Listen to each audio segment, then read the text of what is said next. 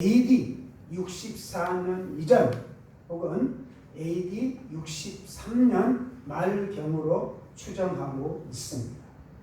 수신자는 누가복음의 수신자이기도 한 데오빌로 총독입니다. 사도행전의 기록 목적은 두 가지로 말씀드릴 수 있는데, 첫째는 성령의 역사로 탄생한 교회가 예루살렘에서부터 로마 제국 전역으로 확산되어가는 성장 과정을 소개하기 위함입니다. 두 번째는 당시 로마의 총독 데오빌로를 위시한 이방인에게 예수님의 십자가와 부활을 증거하기 위해서입니다. 사도행전에서 주는 중요한 메시지는 오직 성령을 통해서만 인생이 변화되고 교회가 건강하게 성장할 수 있음을 말해주고 있습니다. 그럼 이제 우리는 오늘 본문을 통해서 우리에게 주시는 교훈을 받고 우리가 성령으로 세례를 받아 예수님이 원하시는 복음의 증인으로 세워질 수 있기를 바랍니다. 첫째, 함께 주보를 보고 있겠습니다. 시작. 예수님께서 전하신 복음은 성령으로 명하신 것입니다. 2절 시작. 그가 택하신 사도들에게 성령으로 명하시고 승천하신 날까지의 일을 기록하였노라. 아멘. 예수님은 30세가 되어 공생애를 시작하실 때 요단강에서 세례 요한에게 세례를 받으시고 기도하실 때에 하늘문이 열리고 하늘에서부터 성령이 비둘기 같은 형체로 예수님께 임하셨습니다. 그 이후로 예수님은 성령의 능력으로 복음을 전하시고 성령께서 함께 하심으로 병자들을 고치고 죽은 자를 살리고 귀신을 쫓아내시고 하나님 나라를 확장하셨습니다. 예수님의 모든 복음 전파는 성령께서 권능으로 함께 하셨습니다. 성령님은 성부, 성자, 성령 삼위일체 가운데 한 위로서 하나님의 영이고 예수님의 영이고 진리의 영이십니다. 그러므로 우리들은 성령님을 성부 하나님, 성자 예수님과 동등한 하나님이심을 인정하고 우리 가운데 모셔드려야 합니다.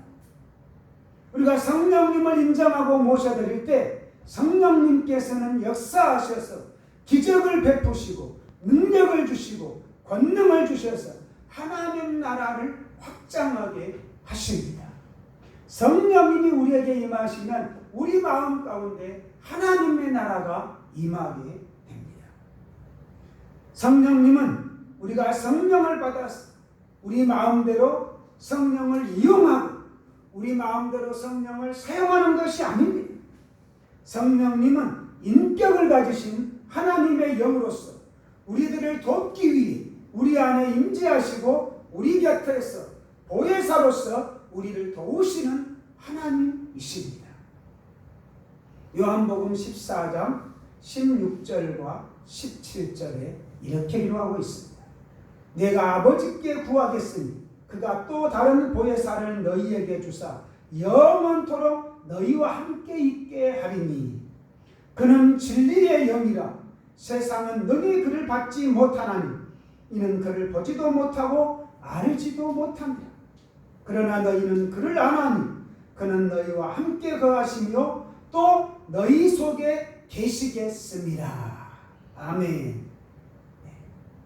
예수님이 또 다른 보혜사를 너희에게 주신다 그랬습니다. 또 다른 보혜사. 그래서 예수님은 뭐예요? 우리를 도우시는 보혜사요, 보혜사. 성령님도 예수님과 똑같은 우리를 도우시는 보혜사. 이 보혜사라는 말은 원래 그리스 법정 용어입니다. 보혜사는 피고를 돕는 분, 옆에서 함께 있어서 피고를 도와주는 분이라는 말입니다.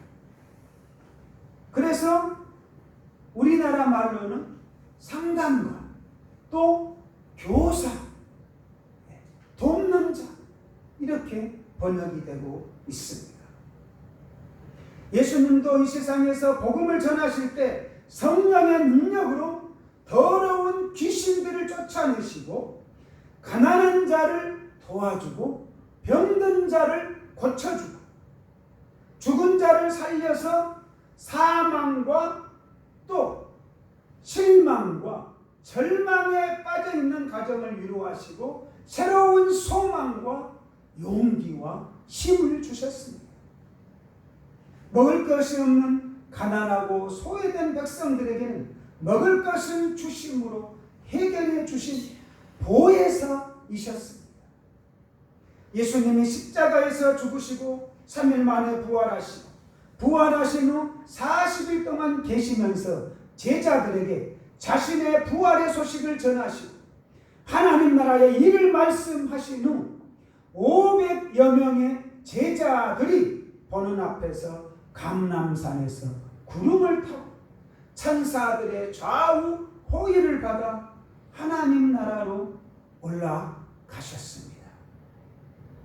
그리고 떠나가실 때 예루살렘을 떠나지 말고 아버지께서 약속하신 성령을 기다리라. 요한은 너희에게 물로 세례를 베풀었으나 너희는 몇 날이 못되어 성령으로 세례를 받으리라 말씀하셨습니다. 그래서 우리는 성령을 충만하게 받는 성령 세례를 받아야 합니다. 성령 세례란 성령 충만함을 말하는 것입니다. 성령님은 예수님을 구주로 믿고 영접한 사람들에게는 누구에게나 임재해 계시는데 임재해 계시는 것으로 끝나는 것이 아니라 우리는 더욱 충만함을 받아야 된다는 것입니다. 성령 충만함을 받는 것이 성령 세례입니다. 성령 세례를 받으면 능력과 권능을 받고 은사가 나타나 예수님의 능력 있는 증인들이 될 수가 있습니다. 예수님이 살아계실 때도 성령을 받아야 된다고 말씀하셨지만 천국으로 가시기 전 마지막으로 남기신 말씀도 성령 충만함을 받으라, 성령 세례를 받으라 말씀하셨습니다. 그래서 우리는 유언으로 남기신 이 말씀을 우리는 믿음으로 받아들여야 합니다. 성령으로 세례를 받아야 증인된다는 말씀을 가슴 깊이 새기고 오늘도 성령으로 세례를 받는 우리 모두가 될 수 있기를 축원합니다. 두 번째 같이 읽겠습니다. 시작. 우리가 마지막까지 힘써야 할 일은 하나님 나라의 일입니다. 3절 시작. 그가 고난받으신 후에 또한 그들에게 확실한 나는 증거로 친히 살아계심을 나타내사 40일 동안 그들에게 보이시며 하나님 나라의 일을 말씀하시니라. 아멘.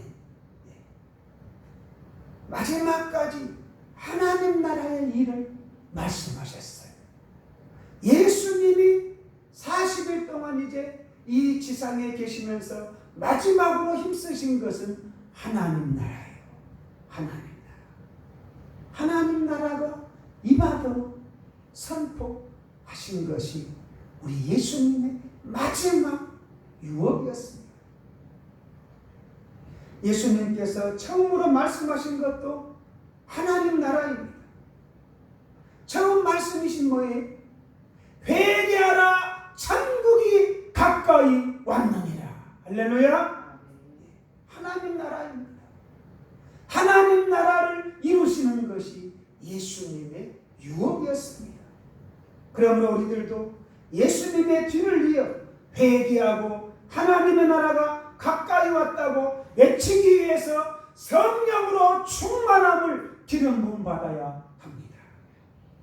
제자들은 예수님이 십자가에 못 박혀 돌아가신 것을 본 후 모두가 실망하고 모든 것이 끝나버렸다고 생각하고 포기해버렸습니다.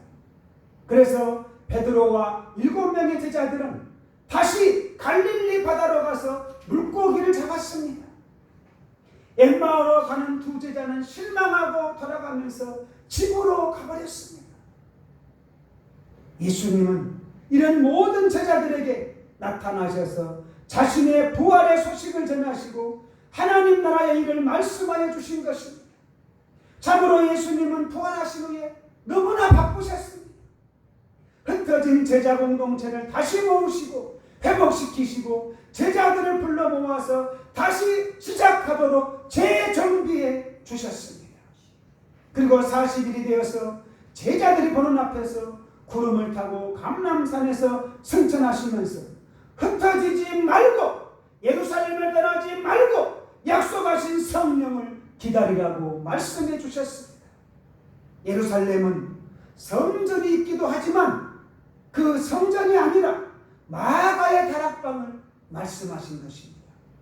예수님과 함께 식사도 하고 성경 말씀을 듣기도 하고 성찬식을 하기도 하고 마지막으로 유월절 식사를 하시고 세족식을 하시는 것, 예수님의 흔적이 남아있는 것, 예수님과 슬픔과 기쁨을 같이 했던 그곳 바로 마가의 다락방입니다. 오늘날 우리도 이 교회를 떠나지 말고 이곳에서 기도하고 성령을 받아야 합니다. 아멘. 이곳이 바로 우리가 모이기를 힘써야 하는 예루살렘, 우리의 빛과 진리교회 성전인 줄 믿습니다. 아멘. 세 번째는 성령 세례를 받으라는 약속의 말씀을 붙잡고 기도해야 합니다. 4절과 5절 함께 봉독합니다. 시작. 사도와 함께 모이사 그들에게 분부하여 이르시되 예루살렘을 떠나지 말고 내게서 들은 바 아버지께서 약속하신 것을 기다리라. 요한은 물로 세례를 베풀었으나 너희는 몇 날이 못되어 성령으로 세례를 받으리라 하셨느니라. 아멘. 예수님은 공생의 기간 동안에는 주로 갈릴리에서 복음을 전파하셨습니다. 3년 반 동안 공생의 기간을 보내시면서 주로 갈릴리에서 3년 가까이 시간을 보내시면서 복음을 전파하셨습니다. 그런데 제자들에게는 예루살렘이 아닌, 갈릴리가 아닌 예루살렘을 떠나지 말고 하나님 아버지께서 약속하신 성령을 기다리라고 말씀하고 계시는 것입니다. 왜 갈릴리를 떠나지 말라고 말씀하시지? 왜 예루살렘을 떠나지 말라고 말씀하시는 것일까요? 예수님은 성령을 보내실 것인데 성령은 예루살렘으로 보내신다는 말씀입니다. 예루살렘은 하나님의 성전이 있는 곳이고 예수님께서 십자가에 못 박혀 돌아가시면서 인류의 모든 죄를 구속하신 곳입니다. 이곳은 예수님께서 제자들과 최후의 만찬하신 곳입니다. 예수님 제자 공동체가 모이는 마가의 다락방, 그곳은 바로 최초의 교회가 될 곳이기 때문입니다. 하나님 아버지께서 약속하신 것은 성령입니다. 우리 요엘서 2장 28, 29절. 그 후에 내가 내 영을 만민에게 부어주리니 너희 자녀들이 장래일을 말할 것이니 너희 늙은이는 꿈을 꾸며 너희 젊은이는 이상을 볼 것이니 그때에 내가 또 내 영을 남종과 여종에게 부어줄 것이며. 아멘. 내 영이라고 하는 것은 하나님의 영, 예수님의 영, 진리의 영, 보혜사 성령을 말씀하고 있습니다. 성령을 받으면 자녀들은 장래일을 말하고 늙은이는 꿈을 꾸고 젊은이는 이상과 비전을 볼 것입니다. 그러므로 우리들은 모두 성령을 받아야 합니다. 성령을 받아 꿈과 환상을 보고 방언을 하고 예언을 합니다. 예수님께서 기다리면 성령을 보내줄 것이라고 말씀하십니다. 그러므로 우리는 약속을 믿고 기다리면 모두가 성령을 받게 되는 줄로 믿습니다. 아멘. 남자나 여자, 늙은이나 젊은이, 어른이나 아이들 모두 성령을 받고 증인이 되어야 합니다. 그래서 귀신을 쫓아내고 새 방언을 말하고 뱀을 집어올리고 무슨 독을 마실지라도 해를 받지 않고 병든 자에게 손을 얹은 즉 나으리라라는 예수님이 마지막으로 마가복음 16장에서 약속하신 그 예수님을 따르는 자들에게 나타나는 표적이 우리 교회에서 나타나게 될 줄로 믿습니다. 성령으로 세례를 받으라고 말씀하셨습니다. 받는다는 것은 성령으로 세례를 받는다는 이 말은 성령 충만함을 받는다는 말입니다. 성령으로 충만함을 받으면 권능을 받아 은사가 나타납니다. 고린도전서 12장 8절 이후에 성령의 은사가 9가지 나타나 있습니다. 어떤 사람에게는 성령으로 말미암아 지혜의 말씀, 어떤 사람에게는 같은 성령을 따라 지식의 말씀, 다른 사람에게는 같은 성령으로 믿음을, 어떤 사람에게는 한 성령으로 병 고치는 은사, 어떤 사람에게는 능력 행함, 어떤 사람에게는 예언함, 어떤 사람에게는 영들 분별함, 다른 사람에게는 각종 방언 말함을, 어떤 사람에게는 방언들 통역함을 주시나니 이 모든 일은 같은 한 성령이 행하사 그의 뜻대로 각 사람에게 나누어 주시는 것이니라. 아멘. 이 모든 성령의 9가지 은사를 성령께서 성령의 뜻대로 각각의 모든 사람에게 나누어 주신다고 말씀하고 있습니다. 우리는 모두 이렇게 성령의 충만함을 받아 은사가 나타나 능력을 행하는 성도들이 될 수 있기를 축원합니다. 또한 성령의 은사를 받으면 성령의 은사를 따라 사역을 하게 됩니다. 봉사를 하게 됩니다. 교회에서 맡은 사명을 감당하게 됩니다. 로마서 12장 6절 이후에 보면은 사역을 하는 것이 나타나 있는데 우리에게 주신 은혜대로 받은 은사가 각각 다르니 혹 예언이면 믿음의 분수대로, 혹 섬기는 일이면 섬기는 일로, 혹 가르치는 자면 가르치는 일로, 혹 위로하는 자면 위로하는 일, 구제하는 자는 성실함으로, 다스리는 자는 부지런함으로, 긍휼을 베푸는 자는 즐거움으로 할 것이니라. 이렇게 우리가 성령의 은사를 받아 은사대로 사역을 감당하는 성도가 되어야 할 줄로 믿습니다. 은사를 주시는 것은 열심히 현장에서 섬기라고 주신 선물입니다. 하나님께서 성령의 은사를 주셨으면 열심히 섬기라고 주신 것입니다. 우리 모두 성령의 은사를 받아 열심히 섬김으로 하나님께 주시는 은사들을 잘 사용하셔서 착하고 충성된 종이라고 칭찬받고 인정받게 되시기를 축원합니다. 아멘. 사랑하는 성도 여러분, 지금 우리는 코로나19로 인하여 모두가 힘들고 고달픈 시간을 보내고 있습니다. 이 어려운 시기에는 잘 견디어내야 합니다. 잘 인내해야 합니다. 아멘. 잘 견디어내고 나면 반드시 하나님이 은혜와 축복의 시간을 주십니다. 이 어려운 시간, 고달픈 시간을 잘 이겨내고 나면 우리에게 반드시 은혜와 축복의 때가 올 것입니다. 아멘. 성령의 충만함을 받으면 권능을 받아 증인이 되고 착하고 충성된 종들이 됩니다. 그래서 이 어려운 코로나19 시대를 성령의 능력으로 잘 이겨내고 복음을 전하는 능력 있는 복음의 증인들이 될 수 있기를 축원합니다. 기도하겠습니다. 사랑과 은혜가 충만하신 참 좋으신 하나님 아버지, 코로나19 대유행으로 말미암아 대문들이 닫히고